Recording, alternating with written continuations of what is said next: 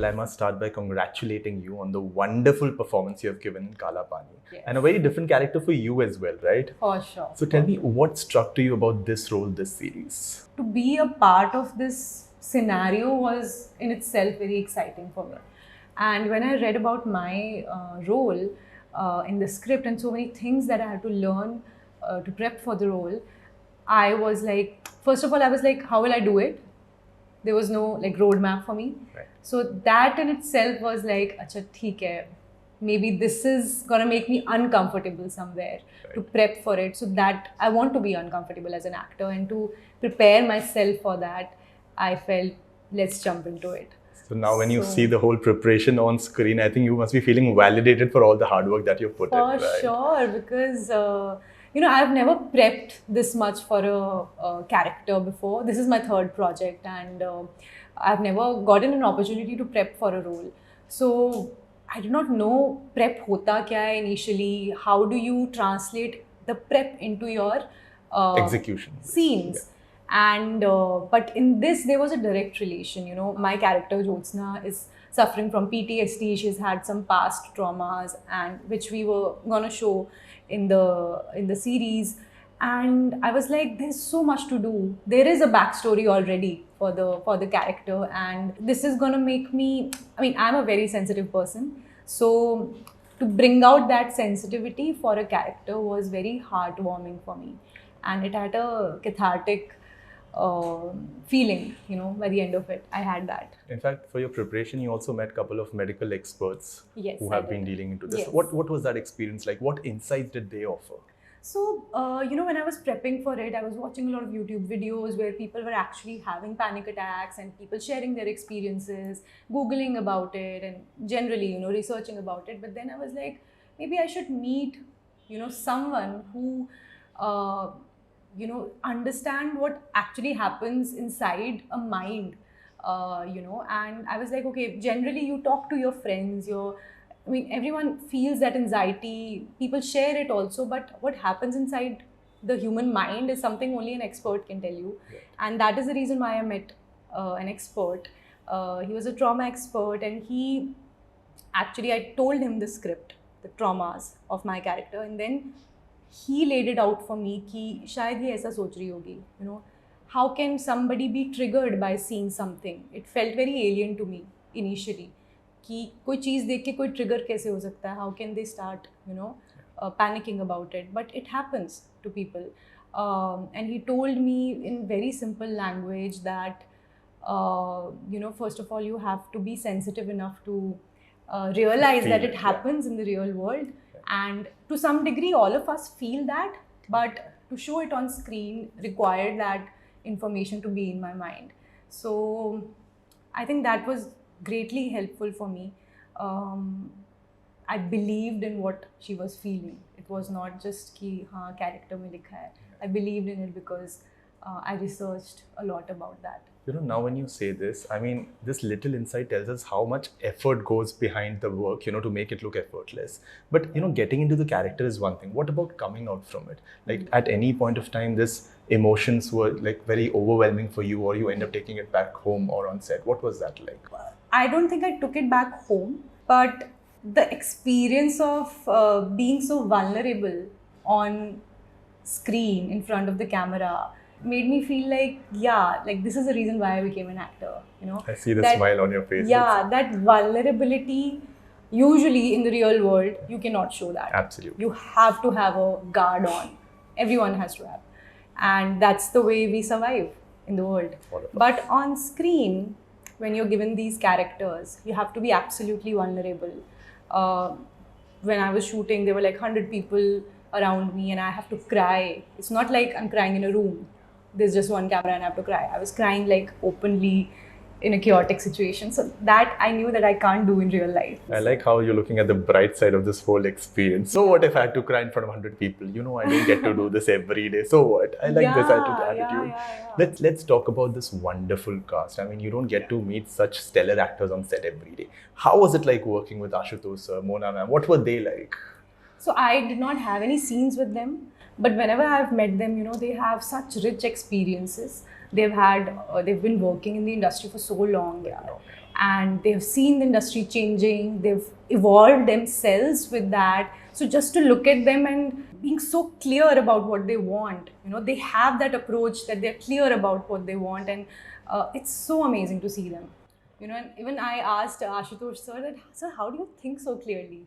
You're so articulate, you think so clearly, and your mind is not cluttered. And I feel like my mind is so cluttered all the time. All of us will vouch for it. Yeah. We are distracted. Distracted maybe because of Instagram, I don't know, but one of the many reasons. But yeah, so the experience that they have is something that is exceptional. Yeah. So I was really proud to be a part of this show and to be a part of this stellar cast. I'll take notes from you later on what Ashutosh sir said, so we can also work on that detachment part, how to stay away from the noise of the world and just focus. Yeah. But he told me that when you will be of my age, you will also be like this. So I'm like, okay. Okay, we'll wait for that. But it's just like, okay, let's talk about the journey. Yeah. We all want to have this wonderful trip to Andaman. Everybody has that place we have to go and visit. Yeah. How was that experience for you? Especially when it comes on shoot, there are a lot of factors which are like beyond your control. So what was that whole experience like for you? So Andaman is a exotic location, and when we were told that this is going to be shot in Andaman, I was like, chalo, ek ded mahina, chutti jaisa feel hoga, it's going to be a holiday, paid holiday.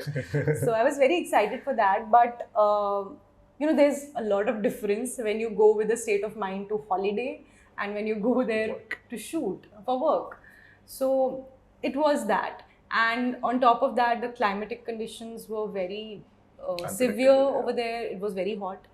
And also the monsoons, we were shooting during the monsoon season, and it would rain and it would not stop raining for days. So I was there, and for 7 days it was just raining, and I was like, okay, what is this place? But otherwise, I feel like definitely everyone should go to Andaman once in their lifetime, and it's a beautiful place, so close to nature, and I feel that experience everyone should have. You get that solitude that everybody's looking out of the bustling city to go in a mountain or any island. Yeah, and you won't believe that a place like this exists in India because it's not marketed like that. But it is exotic, it's beautiful and so untouched. In fact, Radhika said this to me, I just hope this place remains non-commercialized. Yeah. Let's not touch that. Let's just be the way the getaway place that we have. Let's not commercialize like we did Leh Ladakh and all the places. Yeah. If I turn back the clock, Arushi, you don't come from a filmy background, right? Yeah. So tell me, how do you see your journey? How easy, challenging was it for you to make this transition? Was it always on the cards, or did that happen naturally? No. It was never on the cards. I never aspired to be an actor growing up. I come from an academically inclined background. Both of my parents are judges. And my sister is a lawyer now. I'm an engineer, and I finished my engineering. I did not drop out. Okay. So yeah, the journey for me, I feel, especially for me, destiny has played a huge role. Otherwise, I don't think I would have been here. Like when I was on set for the first time for Tamasha, it was love at first sight. Honestly, it felt like I've fallen in love with something. But I did not know how to approach, how to take this journey. I think it was more dream-like to me rather than being practical. But then the heart was always like, that acting ka keeda had bitten me. So it was very difficult to keep doing something which I did not feel like my heart was happy to do. And but I think God also listened to that.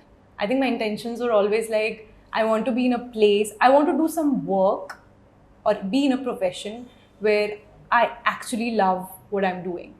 That was the desire I had, and that is the reason why I left my job.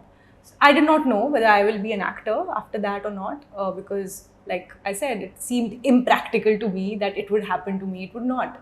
But then somewhere I think those desires and opportunity intersected, and I got my chance to be in front of the camera again after Tamasha, and I think I'm blessed.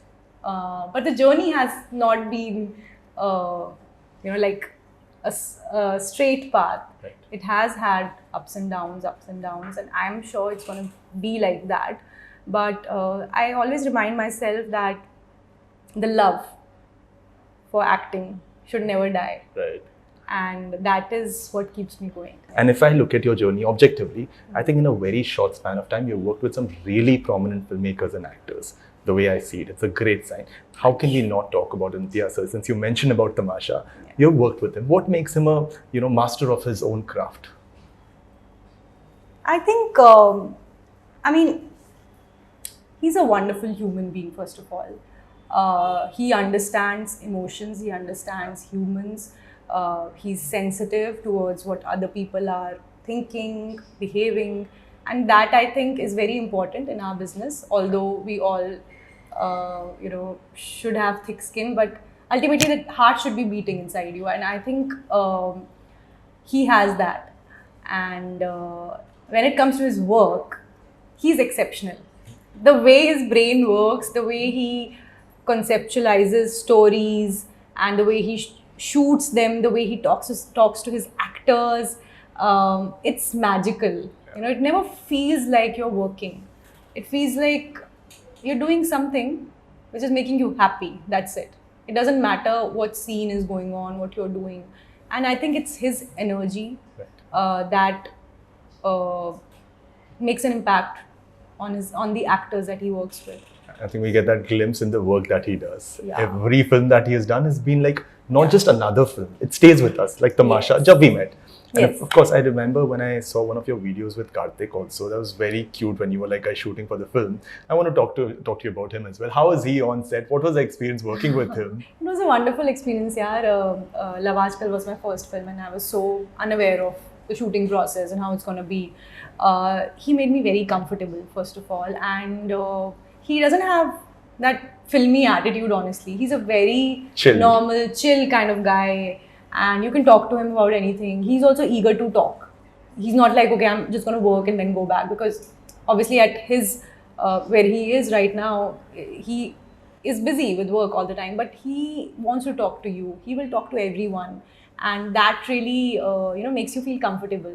So he made me feel very comfortable. Those are the memories I have from Love Aajkal, and whoever asks me, I feel like he's a buddy. All right, coming to your journey, how soon do we get to see you after this? What next? Anything that you can Well, share? I cannot tell you when exactly, but hopefully very soon. I want to do more and more work, and I love being an actor. at Finally, first I sight. feel like love at first sight. But I finally feel like after Kaala Paani's, how people have received it, I feel like more opportunities will come my way, and I'm very excited to explore that side. Well, we wish you many more opportunities and many more interviews after this. Yes. But till the time, enjoy your time in Shimla, and thank you so much for your insights today. Thank you. Thank you.